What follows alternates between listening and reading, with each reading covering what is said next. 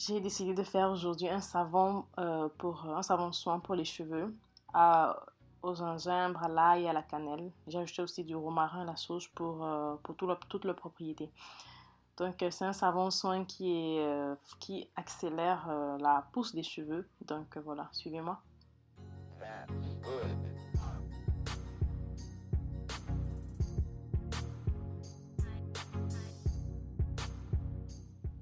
Je vous fais voir ici un peu les ingrédients que j'utilise dans mes savons. Voilà, des fleurs séchées, des fleurs de champ, je voulais dire, des bourgeons de rose, des oranges séchées, de la citronnelle, des peaux d'orange. Voilà, tout ce que j'ai sous la main et que je peux conserver pour mes savons. Et là, ce sont des fruits de rose. Voilà, je me suis aperçue qu'il y en avait dans mon jardin et ils sont mûrs à point en ce moment. Donc, riche en vitamine A et en acide rétinoïque, c'est très très bon pour la peau. Donc, je crois que je ferai un savon plus tard que je vous ferai voir si vous voulez.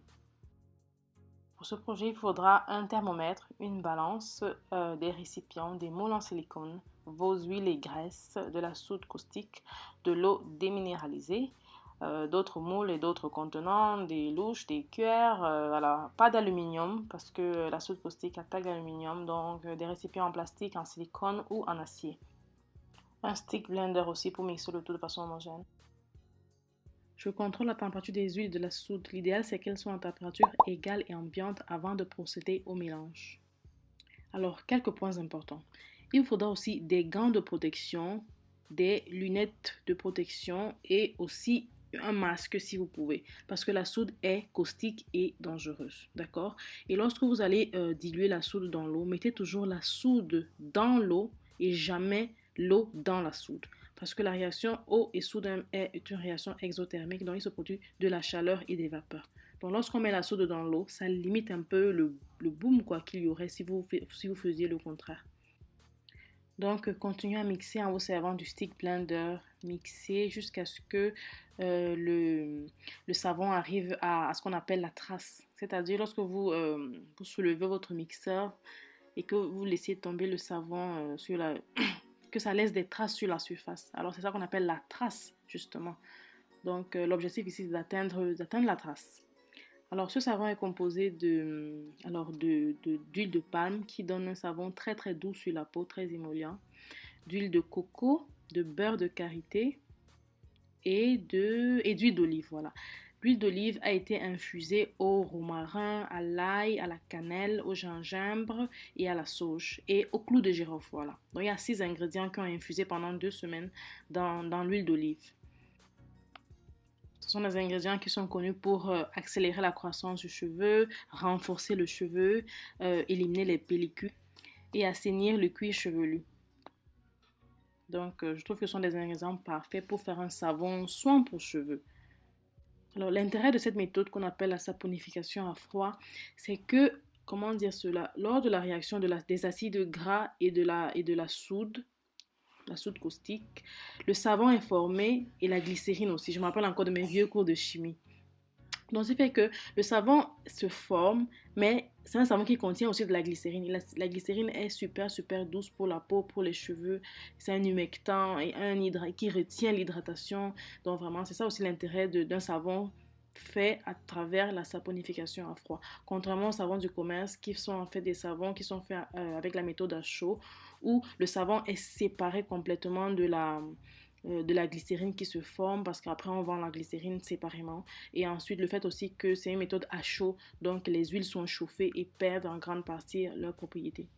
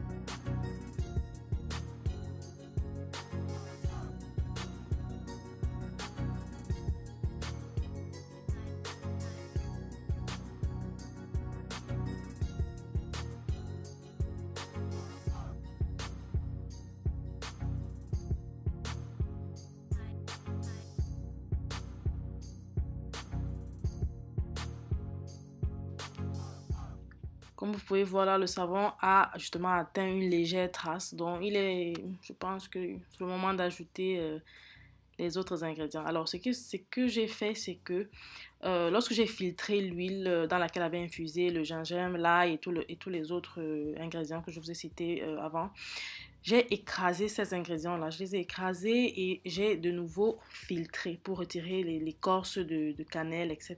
et les fibres de gingembre. Donc, c'est ça que j'ajoute comme ça. Et j'ai aussi ajouté un peu de poudre d'amande pour ajouter un peu plus de douceur. Donc, voilà.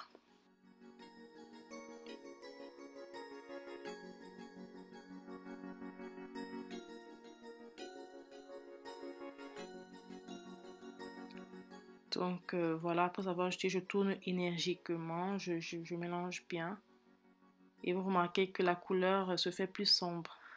Et ça change la couleur du savon tout simple quoi. Ça fait une couleur un peu plus sombre.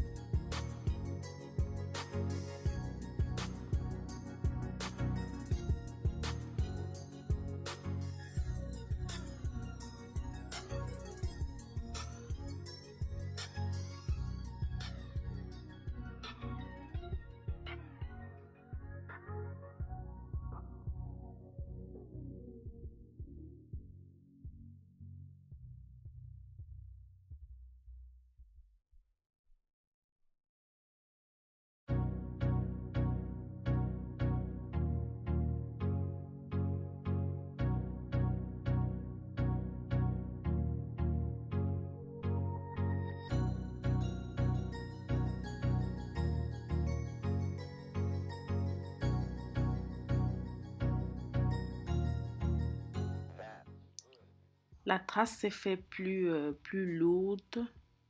Donc il est temps de le mettre dans son moule. Voilà. On dirait presque de la pâte d'arachide. C'était pas du savon, je crois que j'en mangerais.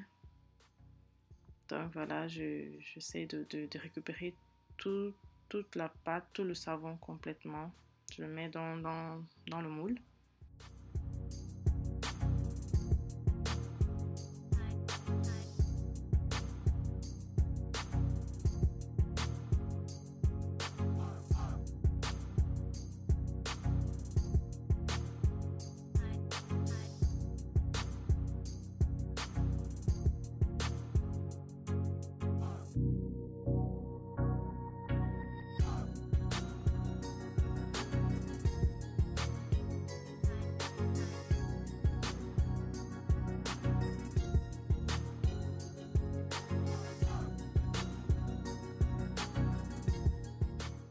N'oubliez pas de taper légèrement sur les bords pour tasser le savon et éliminer les bulles éventuelles.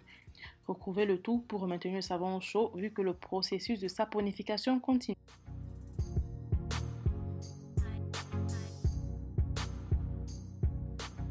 Un autre truc important, c'est de nettoyer les résidus de savon avec du papier, comme je le fais, avant de procéder au lavage et nettoyage dans l'évier. Parce que si vous le faites directement dans votre évier, ça risque de vous boucher toute votre tuyauterie.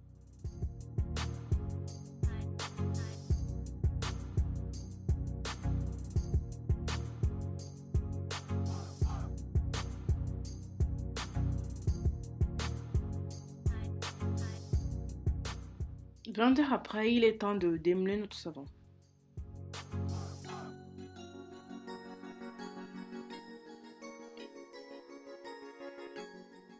Voilà, ne regardez pas trop le dessus parce que j'ai un peu traficoté dessus hier et voilà, il est devenu un peu moche sur le dessus. Mais à part ça, ça va, je crois que tout s'est bien passé. Hmm, il est encore un peu mou. Peut-être j'aurais dû attendre un peu avant de le démouler. Peut-être.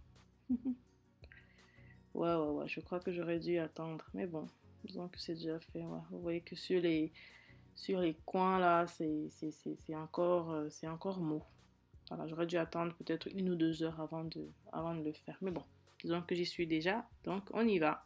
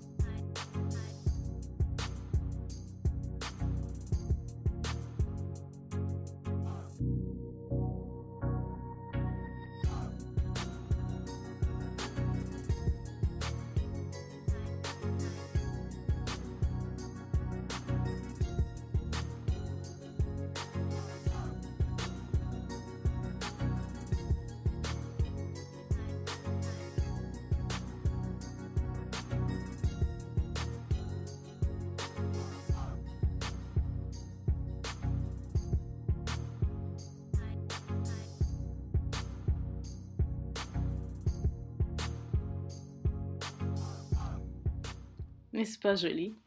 J'avoue que je suis super contente du résultat. Et puis ça, c'est un mélange de cannelle, ail, romarin comme odeur. Ça sent aussi un peu le gingembre. Voilà, l'odeur c'est l'odeur des ingrédients en fait.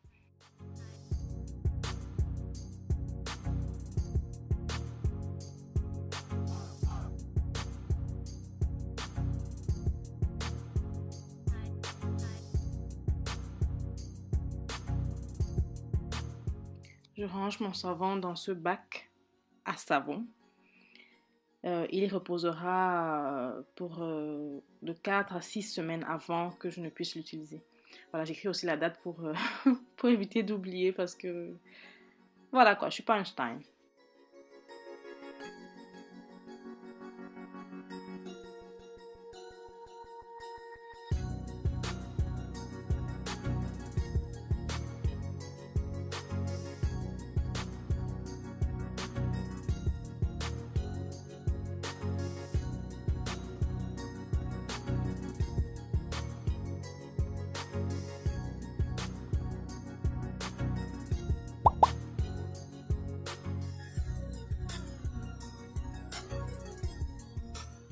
Voilà, c'est parti pour les savons visage.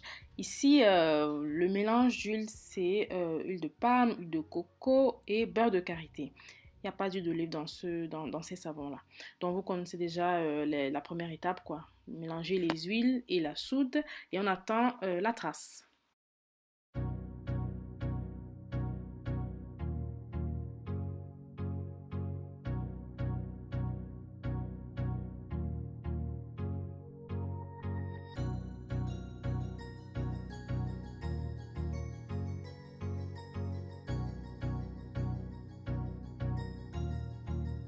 That's good.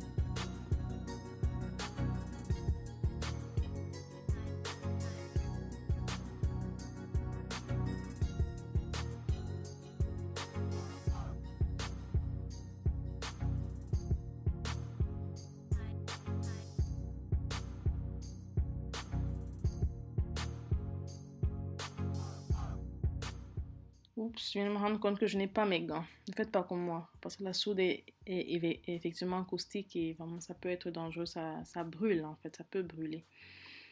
Donc, vu que j'ai atteint ma trace, je sépare mon savon de base pour faire, pour ajouter mes ingrédients actifs. Donc, voilà, c'est vraiment pas beaucoup de savon que j'ai fait là. J'ai utilisé, je crois, 300 grammes d'huile seulement. Donc, dans cette première partie, j'ajoute de la poudre d'hibiscus. L'hibiscus est très riche en vitamine C. Donc, c'est bien aussi, c'est bien pour la peau. C'est comme la tomate. Et je me suis rendu compte que l'hibiscus, ça colore un peu le savon en bleu, quoi. Ça donne une légère teinte bleutée. Vous verrez sur les photos après.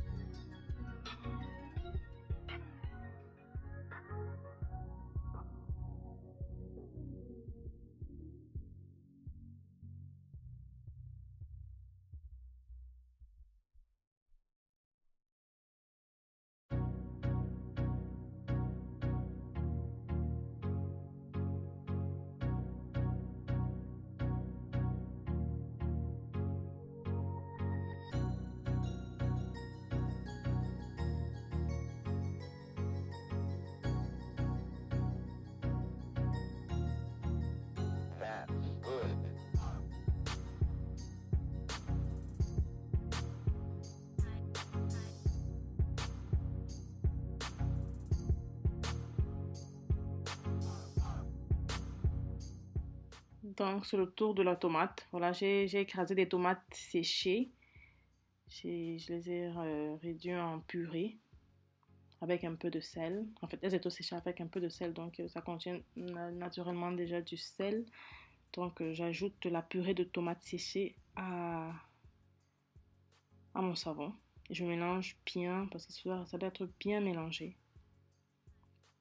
Et je le distribue dans les petits moules en silicone.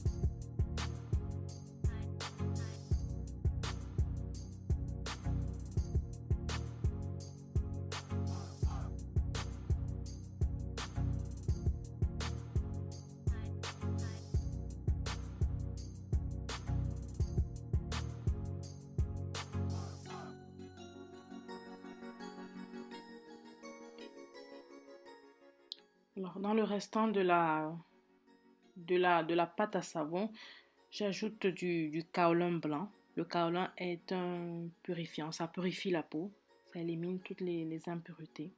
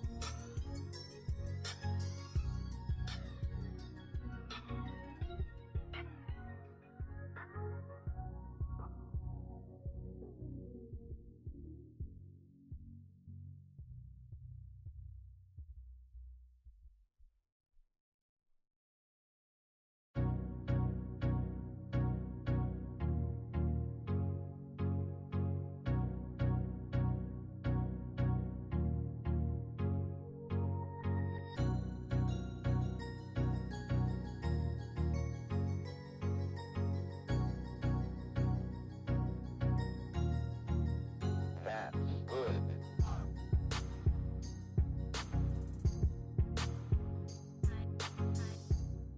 Voilà, 20 heures après, voici le résultat. Magnifique. Voilà, celui-là, je l'ai décoré avec des boutons de rose. Ceci avec de la poudre d'hibiscus sur le haut. Et c'est en deux tons. Le bas, c'est celui à la tomate et le haut, c'est celui au kaolin. Pour faire un mix dans ce savon-là. Pour avoir les deux effets. Et celui-là, ouais, avait un restant de pâte à la tomate et le haut, c'est le kaolin. Je l'ai décoré avec des fleurs sauvages séchées.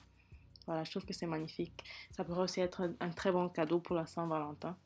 Donc voilà, j'espère que vous avez aimé ce petit tuto, ce DIY. Moi, j'ai adoré, c'était magnifique pour moi, une belle expérience et je crois que j'en referai. J'ai plein d'idées qui me trottent dans la tête, donc pourquoi pas d'autres vidéos sur les savons faits maison.